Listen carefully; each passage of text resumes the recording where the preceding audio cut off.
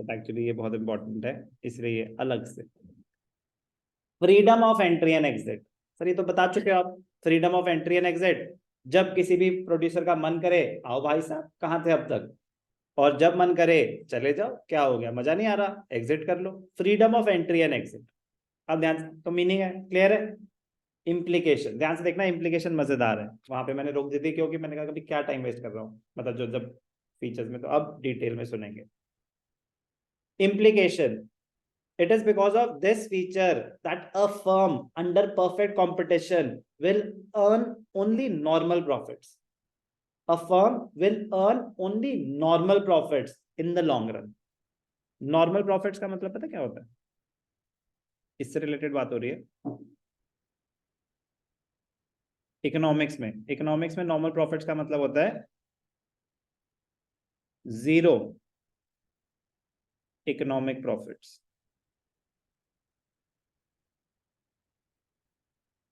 Zero economic profits कब होते हैं, when total revenue is equal to total cost. When total revenue is equal to total cost, you are earning zero economic profits, you are earning normal profits. Normal profits किसे कहते हैं, normal profit किसे कहते हैं, opportunity cost को। Normal profits किसे कहते हैं, अपॉर्चुनिटी कॉस्ट को। क्या आप ना सिर्फ अपनी अपॉर्चुनिटी कॉस्ट रिकवर कर पा रहे हो तो नॉर्मल प्रॉफिट्स अर्न कर रहे हो, अब नॉर्मल नहीं, मतलब कोई ज्यादा एक्स्ट्रा कुछ नहीं कमा रहे आप, बट अपनी अपॉर्चुनिटी कॉस्ट कवर कर पा रहे हो, आप कोई नुकसान में भी नहीं हो बट कोई एक्स्ट्रा ऑर्डिनरी फायदे में भी नहीं हो। कोई अबनॉर्मल, बहुत ध्यान से सुनना प्लीज, बहुत इंपॉर्टेंट है। भाई साहब नींद में लग रहे हो, क्या हुआ, पार्टी शार्टी थी रात को, हाँ पक्का होश में हो ना, ठीक है, प्लीज ध्यान से सुनना।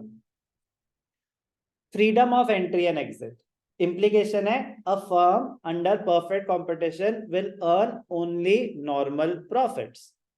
इकोनॉमिक्स में नॉर्मल प्रॉफिट किसे बोलते हैं, आप अपनी अपॉर्चुनिटी कॉस्ट रिकवर कर पा रहे हो। तो total revenue is equal to total cost, मतलब प्रॉफिट्स तो जीरो है। When total revenue is equal to total cost, तो प्रॉफिट्स तो जीरो है। सर प्रॉफिट जीरो है तो फिर मैं नॉर्मल प्रॉफिट्स कैसे कमा रहा हूं, कॉस्ट में इम्प्लिसिट कॉस्ट भी इंक्लूडेड होती है। आपकी जो कॉस्ट है total cost, it is the sum of explicit and implicit cost, उसमें इम्प्लिसिट कॉस्ट ऑलरेडी आप कवर कर चुके हो। तो अगर आप total revenue is equal to total cost, तो इसका मतलब you are able to recover your total cost, इसका मतलब you are able to recover your implicit cost. तो इम्प्लिसिट कॉस्ट तो आपकी cost of self owned factors of production है, वो थोड़ी ना कोई आप बाहर वाले को कोई पेमेंट कर रहे हो। तो if you are able to recover your implicit cost, you are earning normal profits. ये सारी बातें कॉस्ट में भी हो चुकी हैं, बट इस पॉइंट की इंप्लीकेशन है अब फर्दर। अभी तक मैंने आपको बताया freedom of entry and exit, जब मन करे आओ, जब मन करे जाओ, जैसा आप करते हो मेरे साथ। बट आप कंज्यूमर हो, प्रोड्यूसर नहीं हो, यहाँ पे कंज्यूमर की भी freedom of entry and exit. Producer freedom of entry and exit, उसकी वजह से क्या होता है, a firm earns only normal profits, no super normal profits, no abnormal profits in the long run. क्यों, अब ध्यान से सुनना। हमने कोई काम शुरू करा, हम दोनों ने मिलकर कोई काम शुरू करा, वहां पे कोई नहीं करता था वो काम, हमारा बहुत चला, हमने कमाए अब नॉर्मल प्रॉफिट्स, हमने कमाए अब normal profits, freedom of entry है। आर्य ने देखा कि भाई ये सही चल रहा है, मैं भी यही बनाऊंगा, तो ये भी इसी इंडस्ट्री में आ गया। इम्पैक्ट, इम्पैक्ट सप्लाई बढ़ेगी। अब प्रोड्यूसर्स अगर बढ़ने शुरू हो गए तो उस प्रोडक्ट की सप्लाई बढ़ेगी, तो जैसे जैसे प्रोड्यूसर्स बढ़ेंगे तो कंपटीशन अमंग द प्रोड्यूसर्स बढ़ेगा, सप्लाई बढ़ेगी, यस और नो। तो सप्लाई बढ़ेगी तो क्या होगा, धीरे धीरे प्राइसेस कम होने शुरू हो जाएंगे, तो जो हम अब नॉर्मल प्रॉफिट्स कमा रहे थे वो धीरे धीरे वाइप आउट होने शुरू हो जाएंगे, क्योंकि सप्लायर्स बढ़ते जा रहे हैं। फ्रीडम ऑफ एंट्री थी, they got attracted looking at the abnormal profits which we were generating, तो हम भी यही करेंगे, हम भी यही करेंगे, तो सप्लायर्स बढ़ने शुरू हो गए। तो एक टाइम के बाद abnormal profits वाइप आउट हो जाते हैं, नॉर्मल प्रॉफिट्स पे जाके स्टेबलाइज हो जाएगा। सर कैसे, क्या पता फर्म्स आती जाएं, प्रोड्यूसर्स और आते जाएं, हाँ आते जाओ। अब प्रोड्यूसर्स और सप्लाई बढ़ती गई तो फिर कुछ लोगों का तो सामान बिकना ही बंद हो जाएगा, इतनी एक्सेसिव सप्लाई हो जाएगी कि प्राइसेस बहुत कम हो जाएंगे, तो कुछ फर्म लॉसेस में चली जाएगी, यस और नो। जब उनका सामान, यस और नो, अगर सप्लाई बढ़ती गई, प्राइसेस कांस्टेंट नहीं है भाई साहब, एक नॉर्मल सी बात हो रही है, अगर प्राइस सप्लाई बढ़ती, जब सप्लाई कम थी तो प्राइसेस ज्यादा भी तो थे, जब सप्लाई बढ़ती गई तो कंपटीशन अमंग द प्रोड्यूसर्स, तो प्राइसेस गिरेंगे कि नहीं गिरेंगे। तो नुकसान होगा कि नहीं होगा? कह रहा भाई साहब आपका नुकसान हो रहा है तो you are free to exit, आप जाएं कुछ और करें। तो फिर जब वो एग्जिट करेंगे तो फिर से सप्लाई स्टेबलाइज हो जाएगी। इन the long run firms will earn only normal profits. Firms will earn only normal profits. Every seller has the freedom to enter or exit the industry. There are no artificial and natural barriers for entry of new firms and exit of existing firms. It ensures the absence. What ensures? The freedom of entry and exit ensures the absence of abnormal profits and abnormal losses in the long run. Short period by definition is too short for an existing firm to leave the industry. कह रहे short run में नहीं applicable है, long run में firm will earn only normal profits. कह रहे short run में तो जो होगा सो होगा, एकदम से थोड़ी ना प्रोड्यूसर्स बढ़ जाएंगे या कम हो जाएंगे. It takes time. Long period is long enough for existing firm to leave the industry or a new firm to enter the industry. Implication. It signifies that there are no barriers to entry when the existing firms are earning abnormal profits.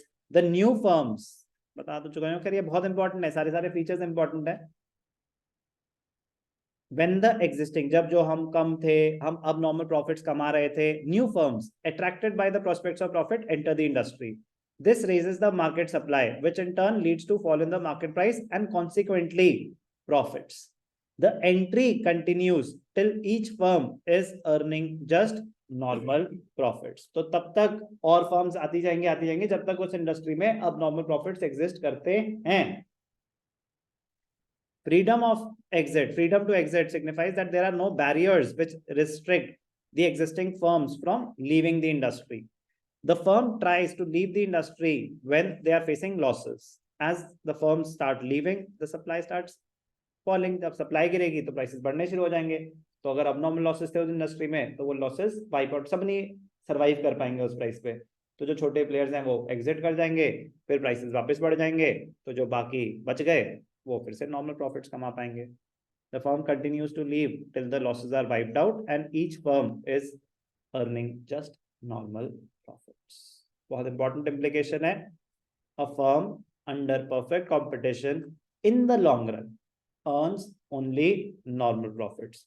But उससे पहले ये background बहुत जरूरी है कि normal profits का मतलब क्या होता है. नॉर्मल प्रॉफिट्स मतलब zero economic profits. Total revenue is equal to total cost. आप अपनी अपॉर्चुनिटी कॉस्ट रिकवर कर पा रहे हैं.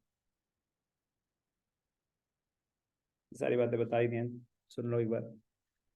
नॉर्मल प्रॉफिट्स क्या होते हैं? It refers to the minimum profits which are needed to carry out the business. The total production cost of a firm include normal profits. तो total production cost TC is equal to explicit plus implicit cost. तो implicit है क्या? Normal profits. वो है आपकी क्या? Opportunity. क्या इतना तो मुझे चाहिए मिनिमम कि भैया इतना नहीं मिलेगा, फायदा ही क्या है करने का, इससे अच्छा तो मेरे को वो ऑफर मिल रहा था. अब normal profits when total revenue is more than total cost.